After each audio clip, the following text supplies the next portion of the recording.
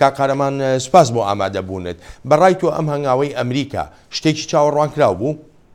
زۆر سپاس کاک باڵم، بەڵێ شتێکی چاوەڕوان کراوە لە دەرەنجامی ئەو پێشاتانەی کە لە سووریا بینیمەوە. بەڕاستی ئەمە تەنها ڕاگرنی دانوستانەکان نیە، بەڵکو هەڵپەساردنی ئەو پلانە سەربازیچە کە پێکەوە بڕیار بۆ ئامان چەند ئامانجێکی تیرۆریستی بپێکن لەگەڵ ڕووسەکان. و 2000 کەمتر لە هەفتەیەکی خۆی بڕیاریدا بوو کە دانوستانەکان هەڵپەسێرن و هۆشداری ئەمەدا بوو. بەڵام لە کاتێک ببینین لە باکووری حەلەب چی دەرگوزارێت، نزیکەی 4 ملیۆنێک مرۆڤ لەوێن دەرشەوانە لەژێر هێرشی فڕۆکەکانی سووریا و رووسیادان و سەدان هزار ژن و منداڵەوە بە هەزاران کەس با بڵێن لە ماوەی کە ڕابردوودا بۆتە قوربانی، بەتایبەتی لە ماوەیەکی زۆر کووردا سەدان کەس بۆ قوربانی. بێجگە لەم هێرشە بەرامبەرانەی کە جۆرێک باڵێن ئەمریکیەکانیشان کردە سەر هێزە سووریەکان و جۆرێک داوای لێبوردنیان کرد و قبوڵ نەکرا و دوایی قافڵەی نەتەوەی گرتوەکان هێرشی کرایە سەر و ئێستا بەڕیتانیەکان زۆر بە سڕی ڕووسەکان تۆمەتبار دەکەن بەوە کەواتە ئەمە شتێکی ڕاستی چاوەڕوان کراوە بوو. باشە، بۆ لەمەوە دووە پرۆسەی ئاشتی لە سووریادا چی لێ دێ؟ ئەو ئاگربەستەی کە چاوەڕوان کرا ئەنجامێکی هەبێ؟ بەڕاستی ڕاگررتنی ئەم دانوستانانە خۆی هەڵپەساندنی هەوڵە دیبلۆماسیەکان بۆ کۆتاییهێنان بەم جەنگە. هەرچەندە هەوڵێکی فەڕەنسی هەیە بۆ هێنانەوەی ئومێد، بەڵام لەوانەیە 2000 دووچاری ڤیتۆی ڕووسی بێتەوە، چونکە ململانەیەکی زۆر قوڵ لە ناو ئەنجومەنی یاسایی شێبەسەکەیسی سووریا لە نێوان هێزە باڵاکان.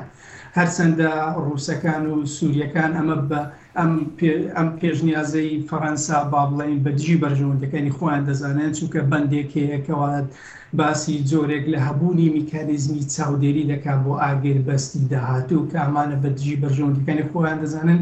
کەواتە لە 2000 لەوانەیە ئەم هەوڵە فەڕەنسیە سەرکەوتن نێنێ، کەواتە دەتوانین بڵێن بۆ ئێستا کۆتایی هێنانی جەنگ لە سووریا لە بەردەم ئایندەیەکی نادیادایە.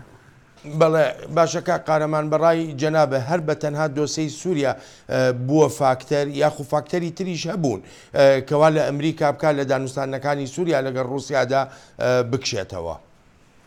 بەڕاستی فاکتەری تریشێ بۆ نمونە ئەتوانین باز لە چەکی ئەتۆمی بکەین یاخۆ پرسی ئۆکرانیا، چونکە ئەتوانین بڵین بەم هەوڵانەی کە ڤلادیمیر پۆتین هیچ کشانەوە لە مەسەلەی پرسی ئەتۆمی ئەمە بەڕاستی ڕێک پێچەوانەی سیاسەتەکانی سەرۆک ئۆبامایە کە لە ماوەی 8 ساڵ بەر لە ئێستا ئۆباما ڕایگەیاندکەوە بە چڵی هەوڵدەدا بۆ ئەوەی جیهانێک خاڵی لە ئەتۆمی بهێنێتی. پاش 8 ساڵ ئێستا بودجەی ئەمریکا زیاتر لە 30 میلیارد دۆلارە بۆ پرس ئەتۆمیەکان و رووسیا 2600 چەکی ئەتۆمی و ئەمریکا 2070 کڵاوی ئەتۆمی هەیە. واتوانین بڵێن رووسیا جۆرێک لە باڵادەستی پیشانداوە، نزیکی 2000 چەکی ئەتۆمی ئامادەن بۆ تەقاندن لە ئەوروپا، لە کاتێکدا ئەمریکیەکان 184 چەکیان هەیە لە ئەوروپا بۆ ئەوەی لە ڕێگای فڕۆکە و موشەکە بەکار بێ.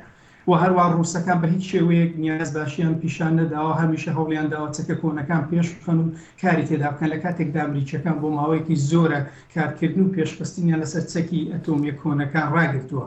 ئەمە لەلایەک بۆ لایەک تریشەوە سەر ڕایەمە کە ژمارەی چەک زۆر گرنگ نییە، بەڵام چەکی ئەتۆمی ڕۆڵێکی زۆری هەیە لە پرسەکان. ئەگەر لە ساڵی سەرەتای شەستەکان چین چەکی ئەتۆمی نەبووە رووسیا داگیری دەکرد. ئەگەر ئیسرائیل هێزی ئەتۆمی سەدام حوسێنی کاول نەکردبایە لە هەشتاکان وێرانی نەکردبایە لە ساڵی 1990 زۆر زەحمەت و باز لە پیشانەوەی سەدام حوسێن بکرێت لە کوێت.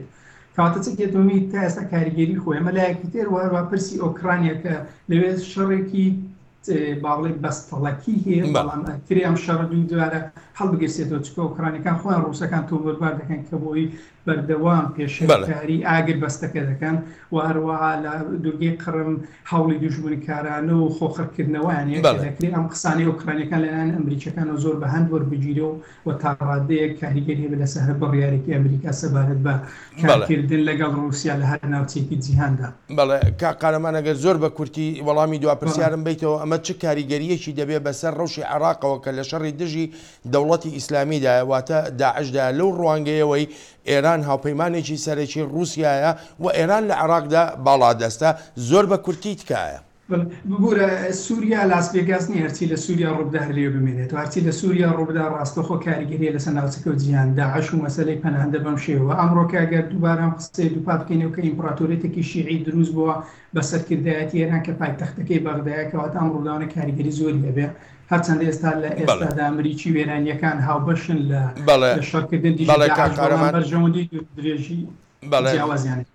زۆر سپاس دەکەم بۆ بەشداریت لە کورت کۆنەکشنی ئەمڕۆدا.